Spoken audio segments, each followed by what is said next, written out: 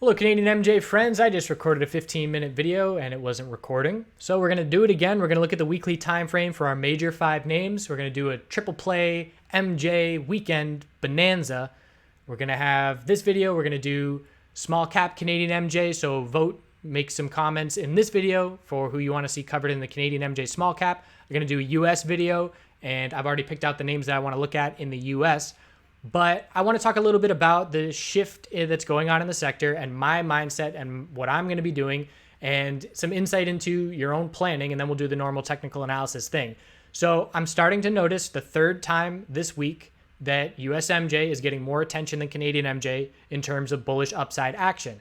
So I am going to be focusing on both sectors. I don't care which sector outperforms who. It's not like I'm rooting for the US because I live in the US. I don't care who leads in these stocks. I'm going to play the strongest names where there's the most opportunity to make profit. That's my goal.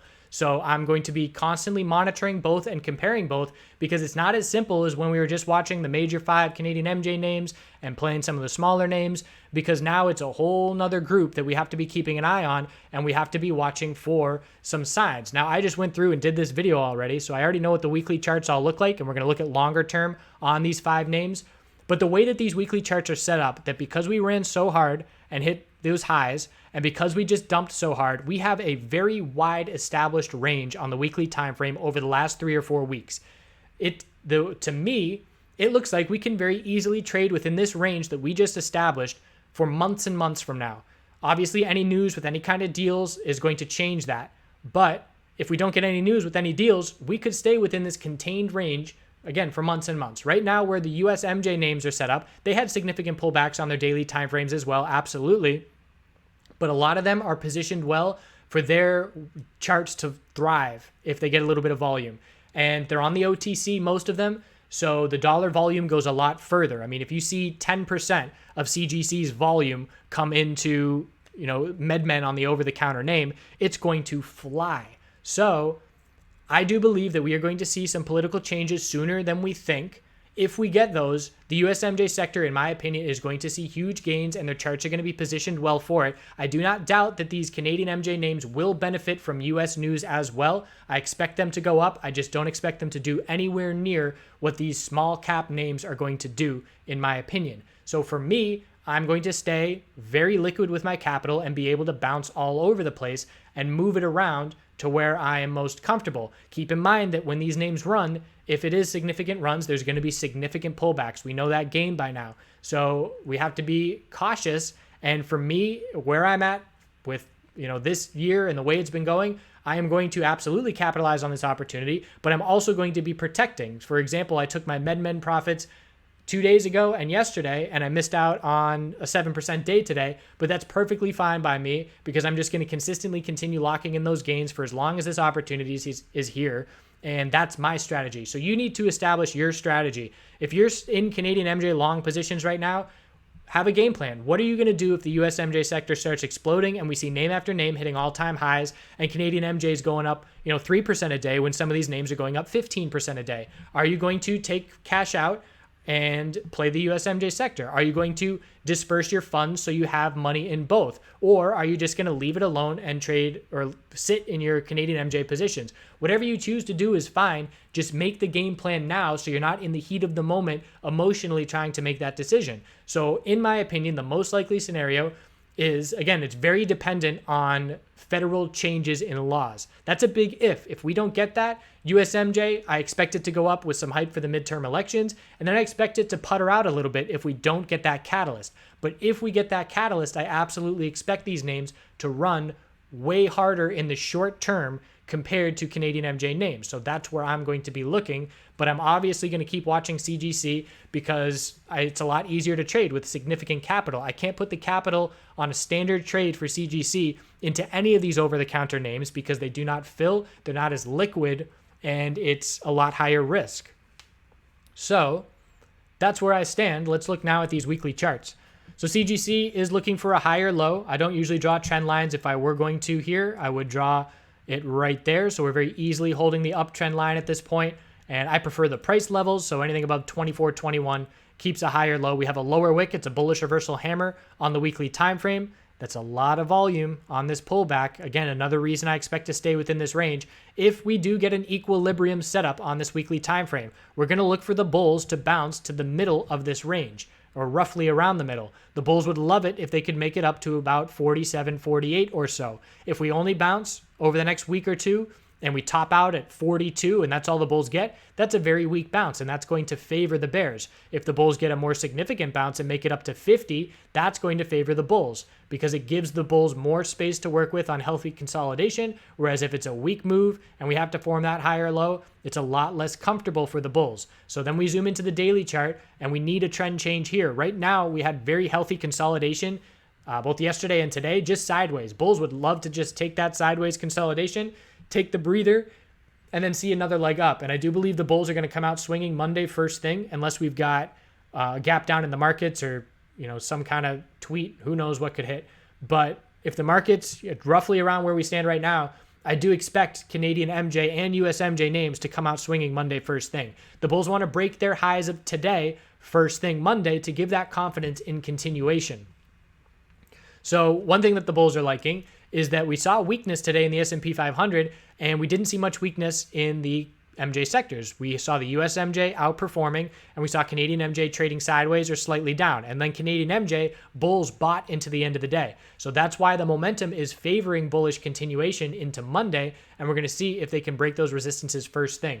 So the correlation right now favors the bulls for MJ sector, I guess MJ sectors, and that is because of the correlation that we saw today. So sideways trading, the 4-hour time frame, very healthy. It's a bull flag at this point. Bulls would love to hold 35.87 and then just break resistance first thing on Monday. If we can break 38.28, we're looking up at 39.70 is the next level, and I will have orders ready to go Monday morning to see if these bulls are able to break some resistance levels, and I'll probably trade both Canadian MJ and US MJ. ACB on the daily chart, or weekly chart, I should say. So a big long lower wick. The bulls are not thrilled that we lost the support level of 765. Again, this range is huge. The amount of range in there is 57%. We can trade within this range without a major news catalyst. And even where we stand right now, even if we got a major news catalyst, I mean, we're talking a 70% move or something like that to get back to the recent high. So we can get a huge news move 40% and still stay within this range. So just keep in mind that it's almost like, I don't want to use a prison, that's the wrong word, but the bulls have established, the bulls and the bears, they've established this range, and we're going to be stuck to that for a long time, in my opinion. And again, the bulls hope they are to a certain degree because we're right now so much closer to support. The bulls would almost say, all right, well, at least our lows are in for the year, and maybe even next year if we can stay within this range for months, because we're closer to support breaking than resistance, obviously. If I were a bull, I'd probably accept that and say, all right, if that's the low for now, that's fine. We're going to stay in this tightening range. And pending any news catalysts, again, I'm not the kind of person that likes to sit in positions and hope that news is going to come, which is why I'm not just going long in USMJ and not looking at it. Because if that news doesn't come, if those federal law changes don't come, it's going to fizzle out, in my opinion, for the time being. So it's the same thing, if the news doesn't come of any deal for a few months, I don't want to just be sitting there with my cash stagnant. Again, that's just me personally. If you're taking a much more passive attack plan of this market, then by all means do that. So the 4-hour time frame for ACB, very healthy, just sideways, and already saw that continuation at the end of the day. The bulls were ready to go for it. And 928 is resistance. After that, we're looking up at 988 as the next clear level. And for support, we're looking at the hourly time frame with a very clear hourly uptrend. If we break this hourly uptrend, we're going to look for a little bit more significant daily consolidation. But if we don't, and if the bulls hold it Monday, they keep full control. So support is 884 on ACB, and 928 is the level that needs to break Monday first thing. APH, I made a funny joke in the first take that wasn't recorded about if I started calling it APHA and how many people I could annoy if I did that. APHA on the weekly time frame.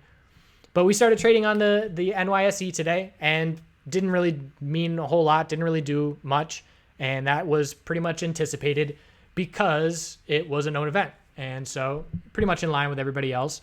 So we have a bullish reversal candlestick on the weekly time frame. We have a clear lower high and lower low, so any bounce on the weekly time frame that's a lower high compared to 2096 is just a lower high. And if you zoom out to the monthly time frame here, we could very easily be forming a monthly equilibrium that we stay within for 6 months. Now, again, news would change that potentially, but I would love to see that because that means we're going to get a really nice monthly equilibrium break sometime in 2019. So I already can check this off. APHA monthly equilibrium break trade for 2019. But we're looking for a clear higher low to be established compared to 862. The bulls are hoping it's 1237, and we'll see if we can make our way. This is not exactly a cup and handle pattern because I would like to see the right side of resistance closer to the left side. The closer the resistance level to the left side, you usually get the bull break and you take out both levels at the same time. In this instance, we would break resistance of the right side of the cup and we would still have over 10% to go to get to the second side of the cup. So I see the shape, but not ideal with where we stand. So for the consolidation on the 4-hour time frame here, still very healthy. Our key support the bulls want to maintain is 1465, and we have other support levels we can look at.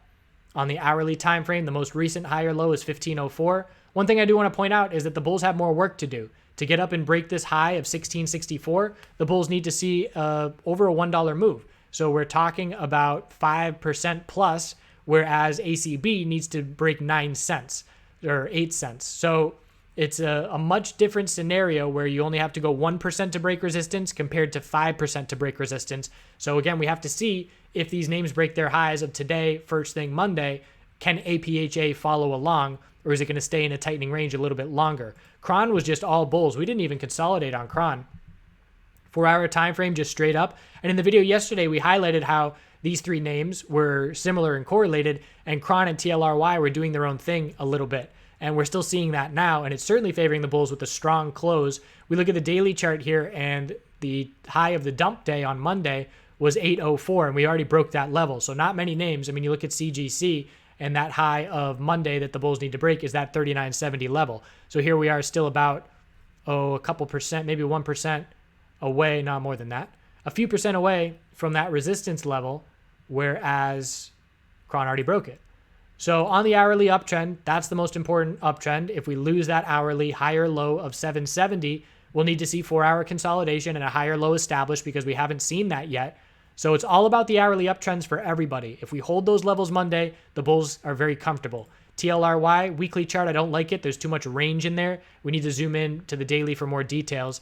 Clear lower highs on this pullback, every little lower high we form. Sideways consolidation on the 4-hour, just like everybody else. The bulls would love to hold 93.08 support and see a break of 101.78. Just trading sideways with this 4-hour range a couple days in a row now. If we get a bull break of 101.78, the next resistance is 114 to be watching. And just another name with a clear hourly uptrend that the bulls want to maintain to keep full control, and clear resistance levels that the bulls want to break first thing Monday to get that follow through. So I will have orders ready to go on Monday.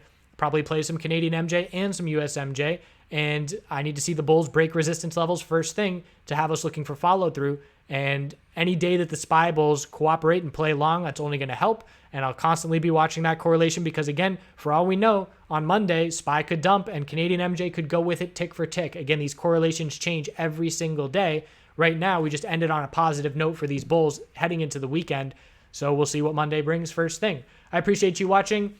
Leave a comment in the video on YouTube for the votes for the small cap names and do some good things. We'll see you in the next video.